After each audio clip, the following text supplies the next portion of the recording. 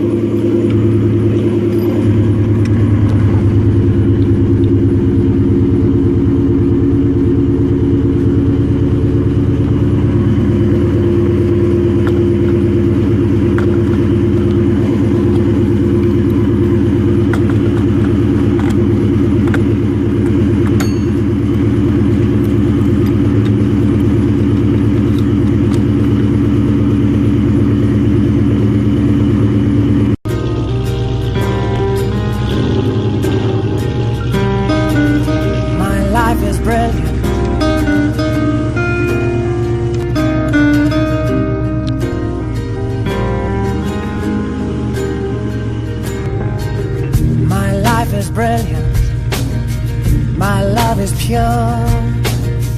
I saw an angel, of that I'm sure. She smiled at me on the subway. She was with another man. I won't sleep on that, 'cause I've got a plan. You're beautiful, you're beautiful, you're beautiful, it's true. I saw your face in a crowded place, and I don't know what to. Okay, Facebook family friends, or YouTube family friends, Rev It Up Mustang Fanatic Productions. So, since I received the 2003 Mercedes Benz 2C30K, we had 4 codes on here, and the check engine light was on. So the first 2 codes that I took care of were the most threatening ones, which was the P0301, P0302, which was misfire codes for engine for cylinders 1 and 3. So we cured that with the spark plugs, and that went away. The other was the coolant temp is below coolant thermostat temperature. That's a P0128 code. So we're in the midst of waiting on that thermostat inner seal or gasket. When we get that, we'll put that on. The last one was the P0172, which was a fuel system rich bank 1, and I think I may have solved that with that vacuum line that was kind of loose there, where the PVC plug pipe was out. So I pushed that back in, so that might have been the illegal air getting into the system, which the mass airflow was trying to warn me, because it doesn't like anything illegal coming in except the air that it wants in there. And the last thing that we have is a SRS light, and that is the seat belt buckle. Doesn't work on the driver's side, so we got a new seat belt buckle, And so now we're going to put the new seatbelt buckle in, and we're going to put it to the sensor, and we'll see if that SRS light goes out.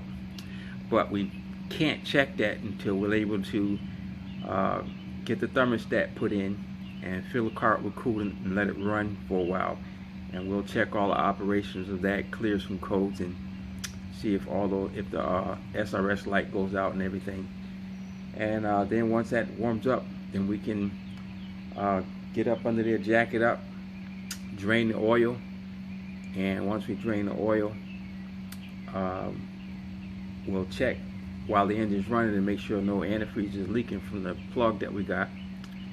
And when I put the oil pan bolt back in, that doesn't leak from there, then we can put the the belly cover back on underneath there, and everything else is from the top where the oil filter is on top. We can change that and fill her up with oil and make sure she doesn't leak. All right. Okay, this is Rev from Rev It Up Mustang Fanatic Productions. We're back with the C230K Mercedes Benz, the 03. We were working on the thermostat. We were trying to find the inner thermostat gasket that goes way in the back. I'll give you a view of what I'm talking about. Way in the back there was an O-ring way in the back that I scraped off that wall, and I looked at plenty of schematics, and that O-ring would go on the back of the thermostat housing, the back of the thermostat. This is the new thermostat, this is the old thermostat. So I don't see any indication that an O-ring may have come off somehow there and worked its way back there on that wall. And I don't know, but I talked to Mercedes Benz. I've talked to Ken Baker's Original. They work on Mercedes and BMWs. I've consulted with other Mercedes dealerships, and none of them can find an O-ring that goes behind that thermostat on this particular model of car. So I'm going to go ahead and install it like this, and hopefully everything will work out right. So I want to put out a correction that two cars garage put out when they were doing a Mercedes 2003. They said that this part here was a spacer. It wasn't a spacer. These break in half. They're plastic, and it was broken in half. So that comes with the thermostat housing. So that was incorrect.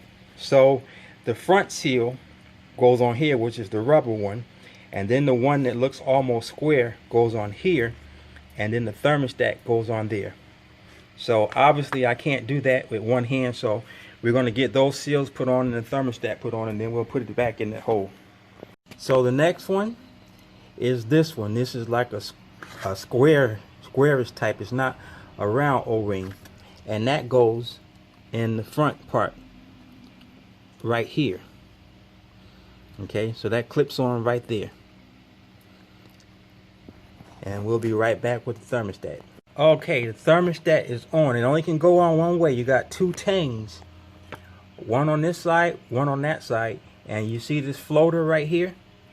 The floater goes on top, and so now you see the rubber seal here, you see the seal there. So now what I'm going to do is take a little Dawn dish detergent and put around this ring here, so that can seal inside there pretty good. So I can slip it on, because it's tough getting this seal right into that groove where it goes in here. So we'll do that. So I always keep some soap detergent here. I got some right there. I got a soapy solution, because I'm always checking for air and leaks and stuff with this stuff. And also, this is good to put on surfaces like this where it's hard to get a gasket on. So this material is harmful and it's slippery, so it'll help the process of putting this in place. And so now we get the 2 long screws, and we'll put it in place, and we'll just bolt it up.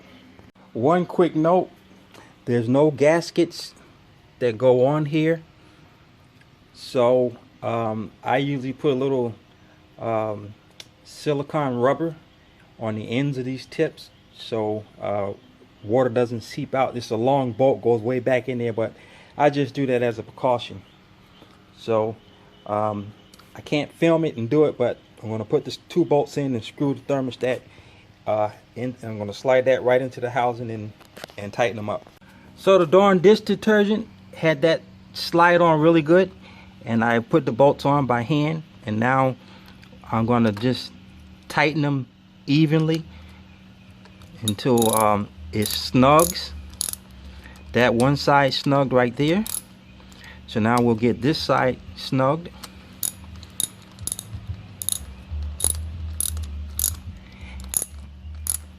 And this is a 5/16 star head that I'm using to tighten this with. So you get the idea. Even pressure on both sides until we get it tight. Remember, this is plastic, so you don't want to clamp down on it too hard. Okay, and that is how you do the thermostat on a C230K 03 Mercedes Benz. So I got those tight. No need to take off this clamp because there's a water outlet gasket that's in there, and it doesn't come in the gasket kit, so no need to take it off from there. You just pull the whole thermostat housing out and change those seals on the outer and the inner, and then the thermostat goes in one way. Use a bit of silicone rubber on the ends of the bolt, put them in. Now I got that in, so what I'm going to commence to do is I got the new air filter. I remember the other day I took it out and cleaned it. It was dirty. Well, here's the new air filter. And one way to determine whether the air filter is good or not is, I'm going to set it down right here. Let's set it down on the flat surface. You take a light, and see that light is shining through. That's the way you can tell that filter is good. Now I'm going to pull off the old filter and show you that you can't see through it even though I blew it out. And so all you got to do is find star heads to take these out. Remember, these bolts come out with this as a whole unit, so be easy. And this is plastic also, so you don't want to tighten that down too tight and strip it. So we're going to take that loose, take the old filter out, and put the new one in. So you can see what I'm doing. I just got the extension with the bit and I loosened it already, and I'm just running them up by hand until they come loose, and they don't come out, they stay with that. So that's how you do them. So I'm going to run the rest of them out. Okay, so you just lift this up as a unit, and like I said, the bolts stay attached to them, and we'll set this out of the way. Here's the old filter. All you do is, okay, new filter, you can see the light. Old filter, you can't see no light. That's how you can tell if your filter is bad. See, you can see light all around that. This one, you can't see no light nowhere. And you can see the difference in the filters. Okay, now to install a filter is just the opposite. Take it from the nose here, and you want to place it directly. There's a little seal that goes into. Place it right over the top, and then you just slide it right down in place. And so it clicked right into that seal that's inside there. So that's how you know that filter is in, okay? And I can remove this. Because I don't have the thing on here. I didn't want air or dirt to get inside there while I had no filter in there. So now we just put the cover back on, and then we just clamp it down. So air filters in. We got the air filter cover back on, the breather. We connected the negative battery cable back on. So everything is buttoned up. So now our choice of antifreeze is from Valvoline, the people who make the actual antifreeze for Mercedes. And this is called Zerex, Z-E-R-E-X. And you can see for BMW, Mercedes Benz. So it's approved for it, and it's got the same rating that the radiator antifreeze need for aluminum engines. And so you got that corrosion technology that's in here. So we're going to pour the antifreeze in, and once we get this one jug in, we'll start the car up, let it run, and of course that's where you pour it in at. And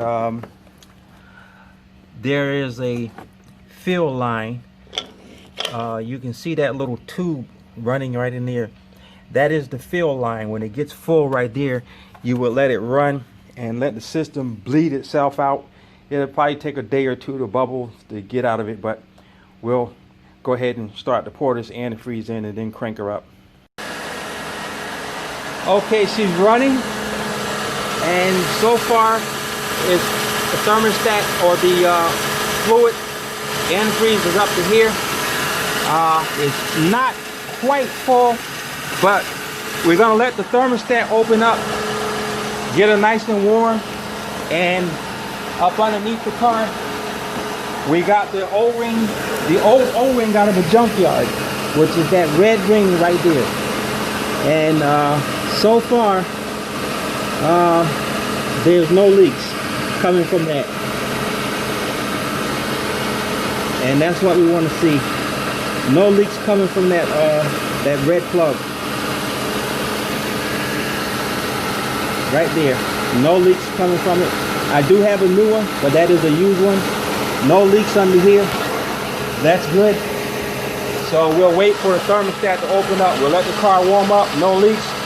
We'll go ahead, pull it back in, jack her up, and we're going to change the oil on her.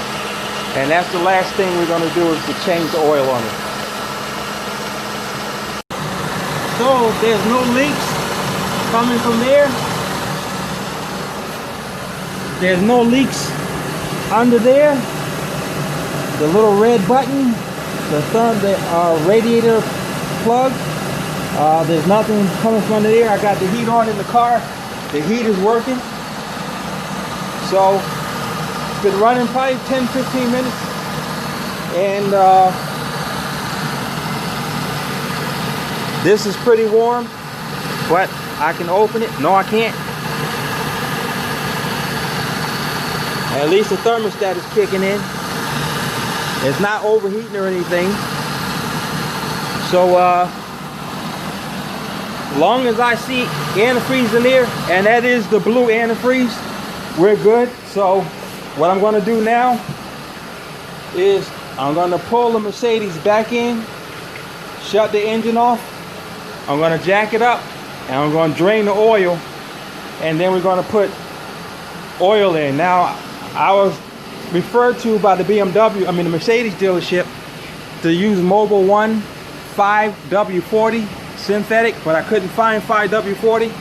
So the manual for the book says I can use 5W30 full synthetic oil, and this has the same rating as the Mercedes oil, all the SAE type oils that you need. And what you want to see is right there, that ISLAG, ILSAGGFI. You want to see that rating right there, and you want to see this rating over here, API, SN, and plus. You want to see those. When you see those ratings right there, you know it's approved for Mercedes Benz, and it's recommended for Mercedes Benz. So this takes 5.8 quarts. So I got the big 5 US quarts right here, and then I got 1 quart here, and what I got to do is take 25 mil. So 25 mil is right there. So I'm going to leave about two pints, I guess you want to call it, in here. So I'll leave it right there, and then I know that it's full, because I can't hardly see the engine, how you check the oil for these things. And there's my meter for the radiator right there, the air, to read the temperature. It's at 80, and the heat, boy, it's hot in here. So we'll scroll down through. There's the wrench, we hit it. There's the oil gauge, and I can't see what it says up there, but I know you can't check the oil while it's running. But how you check the oil in these things is through the computer. After the car has been ran, you have to shut it off, let it drain back into the pan for a while, then come back in here. You hit, this looks like a manual, and then you hit your scroll buttons, up or down, and that takes you to the temperature. That gives you a speedometer reading, and there's the wrenches. You click on that, there's where it will tell you oil, what to add and how much. So we're going to pull it in, we're going to drain it, and we're going to fill it up with more oil. We're going to put, like I said, 5.8 quarts of 5W30 in here.